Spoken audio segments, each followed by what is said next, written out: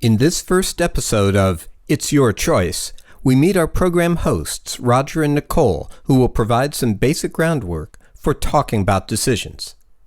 This series focuses on how to decide, not what to decide.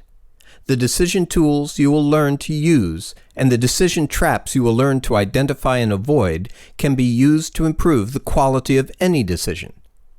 Today, Nicole and Roger discuss how slowing down, recognizing decision opportunities, and realizing the quality of a decision is separate from its outcomes are key decision skills.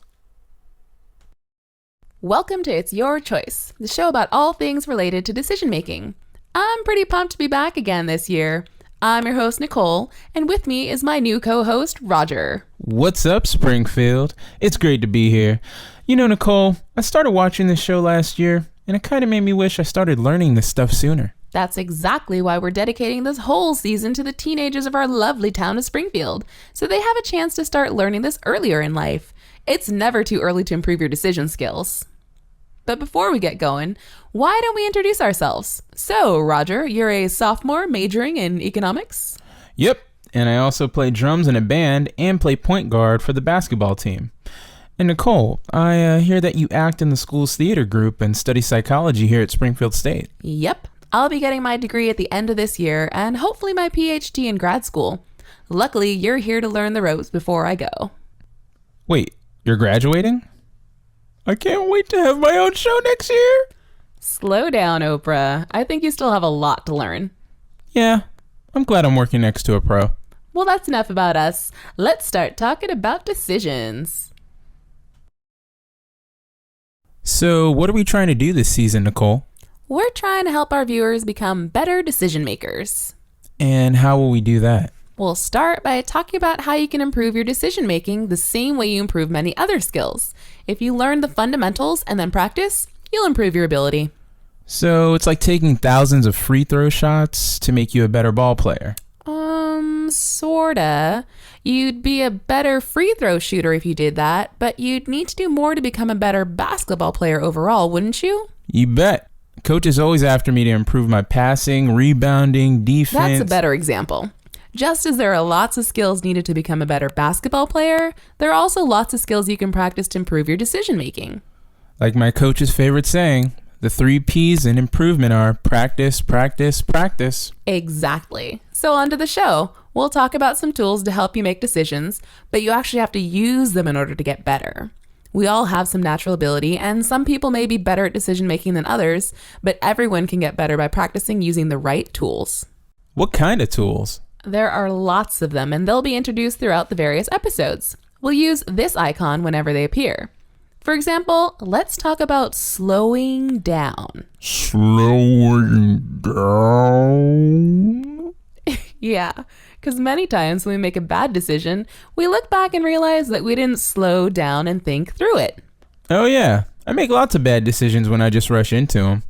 And then I regret it later. You're not the only one. We all do that. But if we slow down, we can take the time to work through the process of decision making and often come up with a better choice. Well, that all seems to make sense. But isn't something missing? We haven't even mentioned the outcomes of our decisions. Good point. Just how are you defining an outcome? Isn't it the result of the decision? Yeah, it is. But what's important to recognize is that we can control our decisions, but we don't necessarily control the outcomes.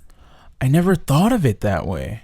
You see, I always thought my decisions led directly to my outcomes. And they would, if there was no such thing as chance. Wait, what does chance have to do with anything? Depending on the decision, there may be a lot of chance involved in the outcome of our decisions. And since we can't control chance, we can't necessarily control outcomes. So even if my decision is well made, I might still have a bad outcome? Yep. You see, decisions are about the future. While we don't know what is going to happen, we use our decision skills to pick a path that we think has the best chance of getting us what we want. Once we make our choice and act on it, there's nothing more we can do other than let things run their course. I think an example might help. Say you want to go hiking over the weekend with a friend. You're both free on Saturday and Sunday, but you need to write a paper for a class on Monday, so you can only go hiking one day. With you so far. On Friday, you check the weather forecast and it says Saturday has a 75% chance of rain and Sunday has a 20% chance. So you decide to go on Sunday. You spend Saturday in the library writing your paper, but it turns out to be mostly sunny. I'm already not liking this. Sunday morning comes and the skies are gray, but the forecast now says 10% chance of rain, so you decide to hit the trail. About an hour into your hike, the skies open up and you both get soaked. Bad decision? Bad luck, maybe, but it wasn't a bad decision. There you go. Good decision, bad outcome. Okay, I think I get it, but couldn't it be reversed too? Like if I decide to run a red light at a busy intersection, but don't get a ticket and don't get into an accident, unless there was some emergency or something, that'd probably be a bad decision, but it could still have a good outcome. Exactly. Well, I really wish I could control what happens. Me too. We can control our actions, but we can't control the outcomes. Chance is why bad outcomes sometimes result from good decisions, or good outcomes result from bad decisions. Well, that's a bummer. Why make any decision if chance has the final say anyway? Because decision making is about improving our chances of having a good outcome. While we can't control the future, we can influence what happens, and sometimes by quite a lot. Wow. I came in today thinking I've been making decisions my whole life, so I'm already pretty much an expert. But I guess there's more to it than I thought. That's exactly right. We all have a lot of experience making decisions, but that doesn't mean we're experts. And we'll all face challenging decisions at some point in our lives. That's why we're taking time to learn about decisions now, so we can avoid traps and overcome challenges in the future. That way, our better decisions can put us on the path to better outcomes and a better life. But what if what I think of as a better life is different from what you think of as better? I'm pretty sure you and I will definitely have different preferences, but that's the point. This series is about how to decide, not what to decide. It's about helping you think for yourself and make your own decisions. Like right now, I'm trying to decide if I should keep my major in economics or switch to poli-sci. I mean, I never know how to choose between the two things I might want, and now that we're talking about it, I also have a hard time choosing between things when I don't want either one. Like all the lame requirements for each of these majors. Me too. And sometimes I get all tied up worrying about what other people think, or I end up just doing the first thing that comes to mind. So what do we do? Developing a sense for what makes decisions tricky and learning strategies for handling them means we'll be ready when the time comes. In fact, the first step to making better decisions is to slow down, notice, and pay attention to those opportunities.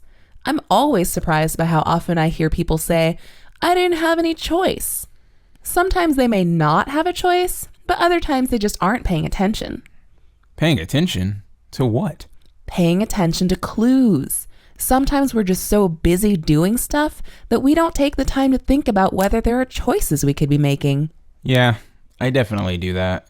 Sometimes I feel like I just go through my day as if I was on autopilot. I just do the things I have to do. Go to class, do my homework, and hang out with my friends. But do you have to do those things? Part of living on autopilot is not recognizing when you have choices. This is an example of a decision trap, which is a common mistake that prevents good decision making. But we'll talk more about those later. When we don't live on autopilot, we can better recognize when there are choices available. In order to avoid living on autopilot, you need to actively look for choices in your own life. Don't just go with the flow because you feel like you have no control. Take the time to identify what opportunities there are for you to make a decision. That's why the first step to better decisions is slowing down and being aware of the choices we really do have. Today on It's Your Choice, Roger and Nicole introduced the It's Your Choice series, focused on developing skills to improve your decision making.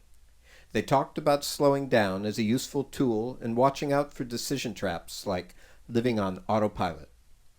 The lesson also demonstrated the difference between decisions and outcomes. A quality decision can have a bad outcome. A poor decision can have a good outcome. The goal is to set the decision up so that the better outcome is more likely. While everyone struggles with decision making at some point, recognizing that you have choices is the first step to making better decisions that improve your chances of having better outcomes. Looks like decisions are lurking all over the place, and we just need to take the time to recognize them. And the rest of the series will focus on what to do when you actually find them. You know, I think we're going to make a great team this year. Me too. Roger? What are you doing? Practicing slowing down. You didn't need to take it so literally. Just trying to remind our viewers to practice their new tool.